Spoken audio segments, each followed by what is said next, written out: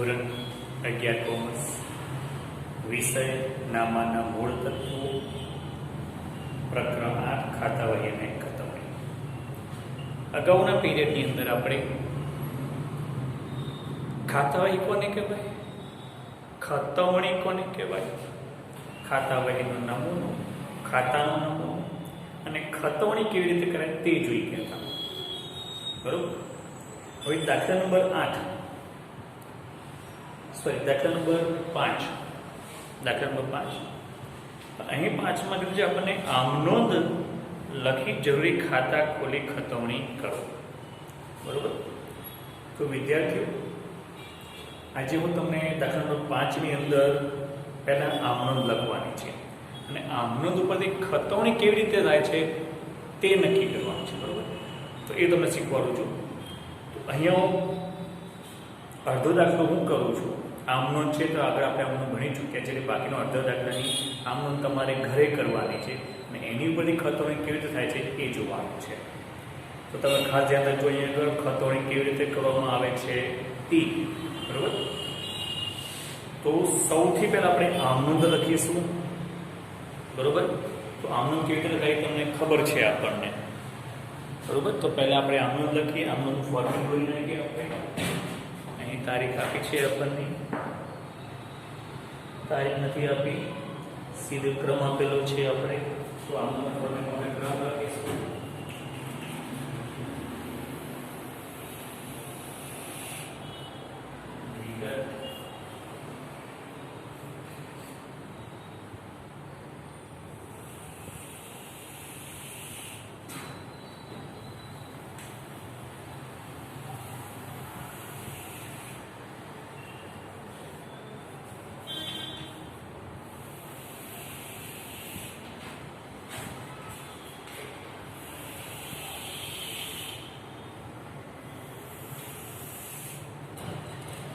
આ છે આમનોંધનો ફોર્મેટ. બરોબર.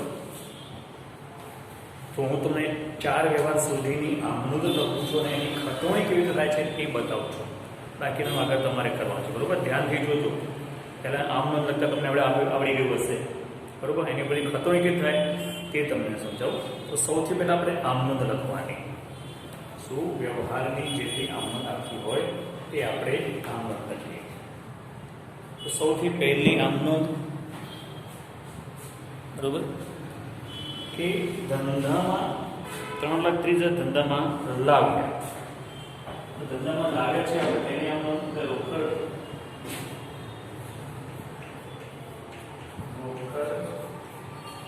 ખાતે ઉધાર કે મૂડી ખાતે 3,30,000.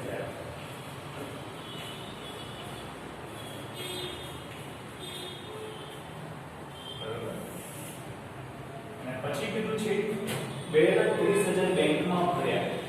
હવે આમનોંધ તમને આવડે છે એટલે હું તમને આમનોંધથી બરાબર શીખવાડતો. આમનોંધ તમારે જાતે તમને શીખવાની છે. 2,30,000 બેંકમાં ભર્યા છે. બીજી આમનોંધ શું છે આપણે? બેંક ખાતે ઉધાર કે રોકડ ખાતે 2,30,000.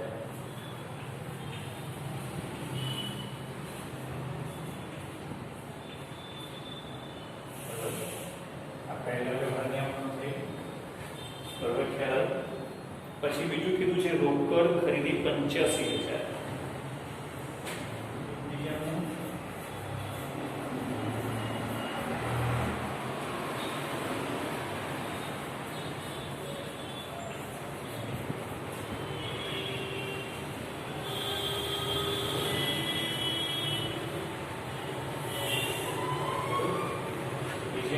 રોકડ ખરીદી 85,000.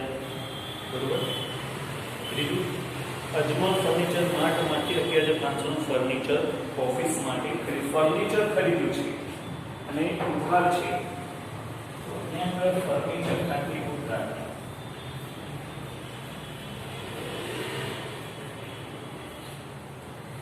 એ અજમલ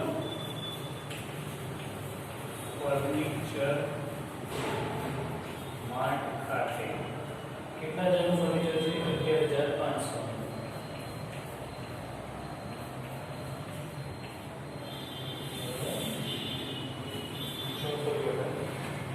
કનુભાઈના દેવા પેટે 8,000નો ચેક આપ્યો.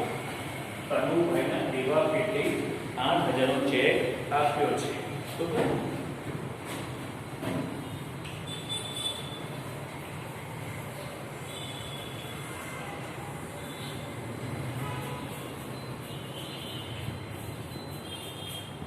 કેટલો છે? 8,000.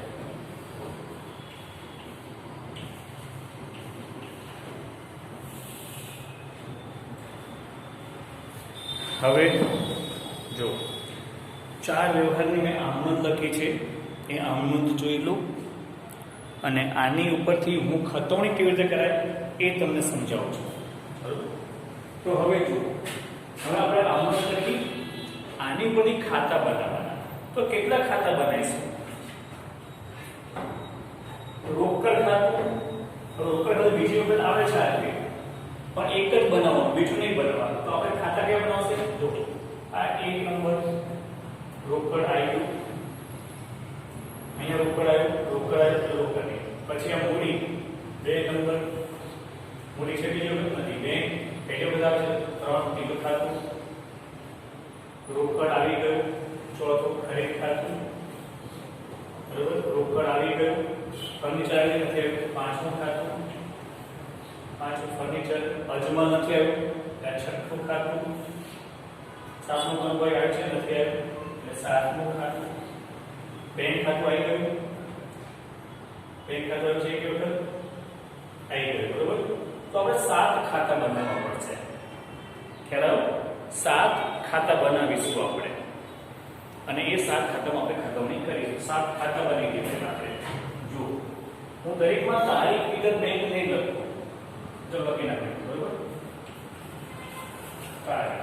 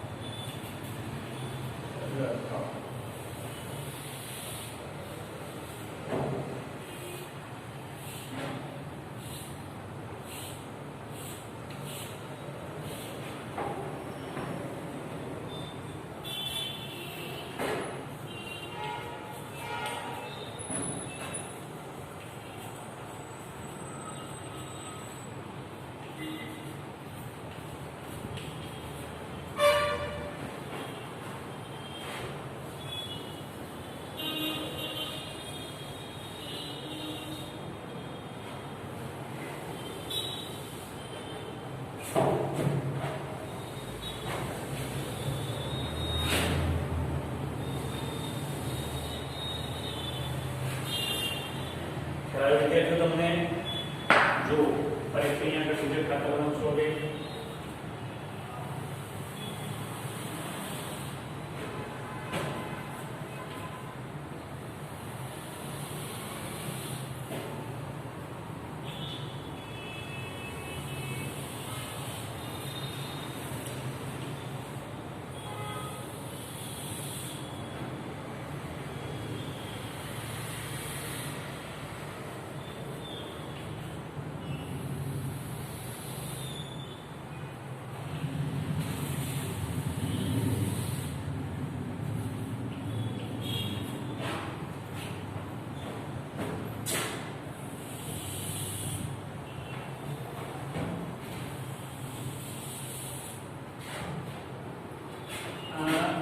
જમા બાજુ, આ ઉધાર બાજુ, આ ઉધાર બાજુ, આ જમા.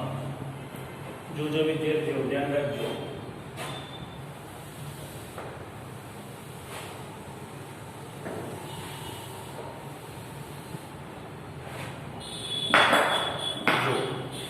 હવે ખાતા બનાવ્યા છે મેં, બરોબર?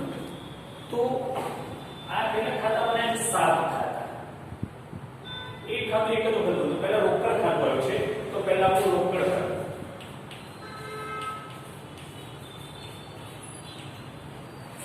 બરોબર? બીજું છે મૂડી ખાતું, તો બીજું આ મૂડી ખાતું, બરોબર?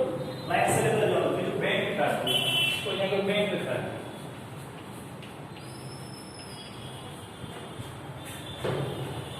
ચોથું રોકડ આવી ગયું. ચોથું ખરીદ ખાતું, તો ખરીદ ખાતું.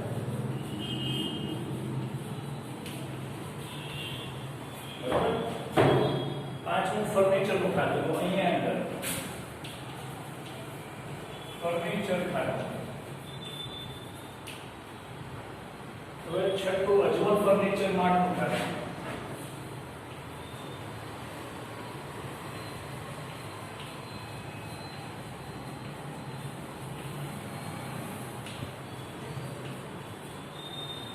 અને સાતમું છે કનું ભરેલું ખાતું.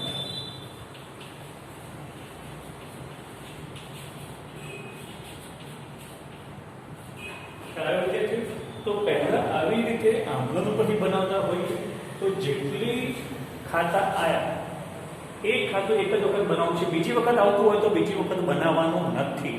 યાદ રાખજો વિદ્યાર્થીઓ, બરોબર? ખબર પડી? આ દરેક વખત મેં તારીખ વિગત રૂપા રકમ લખ્યું નથી. તમારે સમજી લેવાનું કે આ બધાની તારીખ છે, બધાની વિગત છે, બધાની નોપા રકમ તારીખ વિગત નોપા રકમ તારીખ વિગત નોપા રકમ તારીખ વિગત નોપા રકમ. ખ્યાલ આવી વિદ્યાર્થીઓ? ખબર પડી? બરોબર? શું પહેલા અમૂલ ઉપરથી હોય તો અમૂલ લખી લેવાની, બધી અમૂલ એક સાથે લખી લેવાની. પછી આપણે જેટલા ખાતા આવતા હોય એટલા ખાતા બનાવવાના. એક ખાતું એક જ વખત બનાવવાનું છે, બીજી વખત બનાવવાનું નથી. 2 વખત આવતું હોય તો એ ખાતામાં જ ખતમણી થવાની છે, બરોબર? ખ્યાલ આવ્યો વિદ્યાર્થીઓ? હવે ખતમણી કરતા બતાવું. ધ્યાન રાખજો ખતમણી કેવી રીતે થાય છે તે. ખતમણી રોકડ ખાતું, રોકડ ખાતું ઉધાર થયું છે તો રોકડ ખાતું આ રહ્યું, તો ઉધાર બાજુ જવાનું. પહેલો વ્યવહાર છે તારીખમાં 1. યાદ રાખી લેજો વિદ્યાર્થીઓ, ઉધાર થયું છે તો ઉધારમાં જવાનું, પણ વિગતમાં સામેના ખાતાનું નામ લખવાનું. તો એની સામે કયું ખાતું છે? મૂડી ખાતું. તો અહીંયા જો લખવાનું મૂડી ખાતે.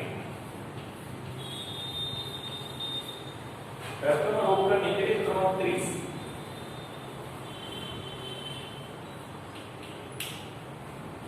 ખબર પડી વિદ્યાર્થીઓ? મૂડી ખાતે 3,30,000. બરોબર? ફરી ધ્યાન રાખી લેજો. ઉધાર હોય તો ઉધાર બાજુ જવાનું, વિગતમાં સામેના ખાતાનું નામ લખવાનું, બરોબર? મૂડી ખાતું છે તો મૂડી ખાતું શું થયું છે? જમા થયું છે. તો પેલા મૂડી ખાતામાં જવાનું, જમા થયું છે તો જમા બાજુ જવાનું, જમા બાજુ જવાનું. તો જમા બાજુ ગયા તારીખના ખાના પહેલી તારીખ છે તો તારીખમાં 1 લખવાનું, વિગતમાં સામેના ખાતાનું નામ. જમામાં છે તો ઉધાર કેવું થયું છે? રોકડ ખાતું. તો વિગતમાં લખવાનું અહીંયા રોકડ ખાતે.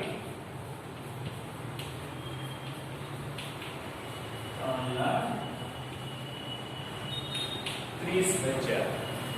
જોઈ લો વિદ્યાર્થીઓ, ખબર પડી?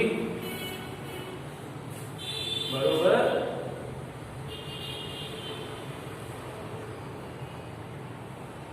ખ્યાલ આવ્યો? બીજું, આ પહેલા વ્યવહારની ખતમણી થઈ ગઈ આપણે, પછી બીજું કઈ નહીં કરવાનું. હવે બીજું આનું બેંક ખાતું આવ્યું છે, તો બેંક ખાતું આ રહ્યું આપણું, બરોબર? ઉધાર થયું છે તો ઉધાર બાજુ જવાનું, બરોબર, ઉધાર બચાવવાનું સામેના ખાતાના સામે કેવું ખાતું છે? રોકડ ખાતે. તો બેંકના ખાતાની ઉધાર બાજુ બીજી તારીખ છે, બરોબર. સર કઈ તારીખ છે? તો પહેલી તારીખે લખીશું આપણે સામેનું ખાતું રોકડ ખાતે.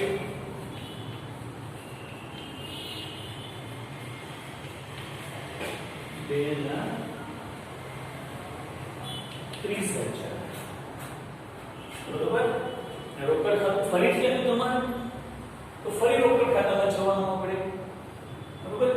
હવે અહીંયા રોકડ ખાતું જમા થયું છે. શું જમા થયું છે? તો જમા બાજુ જવાનું. બરોબર. જમા બાજુ જવાનું તારીખ એક જ છે. સામેના ખાતે બેંક ખાતે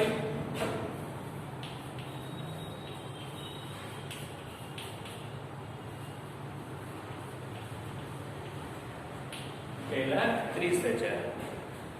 હવે ધ્યાન રાખજો વિદ્યાર્થીઓ, કોઈ પણ વખત જ્યારે આપણે ખાતાની ખતવણી કરતા હોઈએ ત્યારે કોઈ પણ વખત જે તે ખાતામાં આ બેંક ખાતું છે તો એની અંદર કોઈ દિવસ બેંક ખાતે લખાય નહીં. યાદ રાખી લેજો, જો તમે બેંક ખાતું હોય અને ઉધાર કે જમાની તમે બેંક ખાતું લખ્યું તો એનો મતલબ એ તમારી ખોટી અસર છે. ખાસ ધ્યાન રાખી લેજો વિદ્યાર્થીઓ. તો કોઈ પણ ખાતામાં એ ખાતાનું નામ કોઈ દિવસ લખાશે નહીં. ખ્યાલ આવ્યો? આપણે આટલી ખતવણી કરી, પહેલા વ્યવહારની ખતવણી કરી, પહેલી આમદની ખતવણી કરી આપણે. ખ્યાલ આવ્યો બધાને વિદ્યાર્થીઓ? બરોબર. બીજું કરી આપણે ખરીદ ખાતું.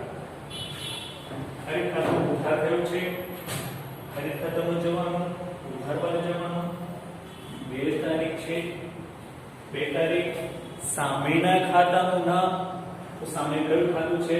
રોકડ ખાતું. તો અહીં લખવાનું રોકડ ખાતે કેટલા છે? 85,000. રકમમાં 85,000.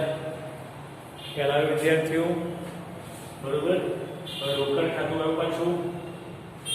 રોકડ ખાતું જમા થયું છે તો જમા બાજુ તારીખ 2 સામેના ખાતાના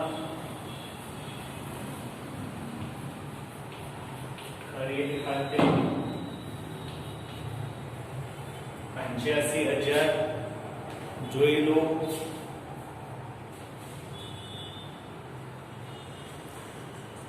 બરોબર. ખ્યાલ આવ્યો? ખબર પડી વિદ્યાર્થીઓ? 2 આમનોંધ એટલે 3 આમનોંધની આપણે ખતવણી કરી. બરોબર. ક્લિયર? એના પછી ત્રીજી આમનોંધ ફર્નિચર ખાતું.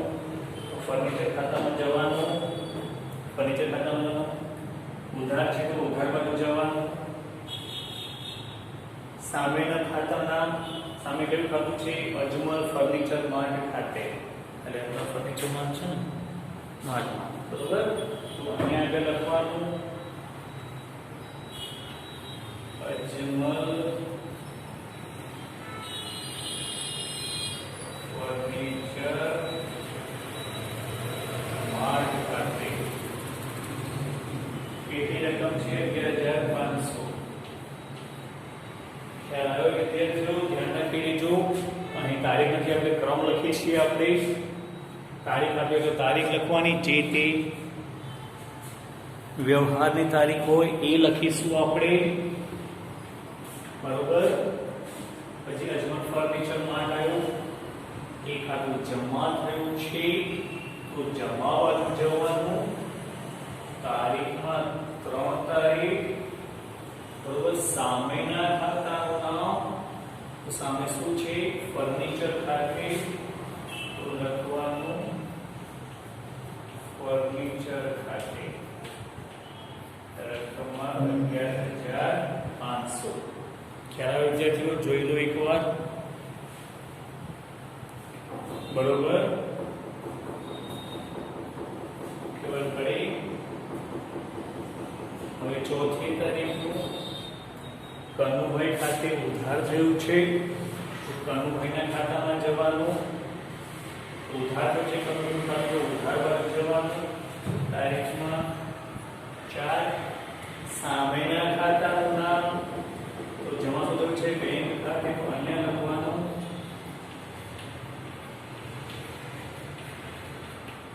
કેટલા રૂપિયા છે? 8,000. ખ્યાલ આવે વિદ્યાર્થીઓ? બરોબર. હવે બેંક ખાતું, તો આવે બેંક ખાતું. બેંક ખાતું અહીંયા જમા થયેલું છે, તો જમા બાજુ જવાનું. તારીખમાં 4. સામેના ખાતાનું નામ લખવાનું, તો ઉધાર કેવું ખાતું થયું છે? કનુભાઈ ખાતે.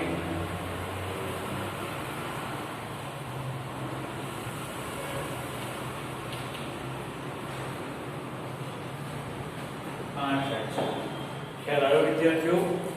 તો આવી રીતે આપણે ચૂકવણી કરી શકાય. જોઈ લો એકવાર ફરીથી ધ્યાન રાખીને. બરોબર,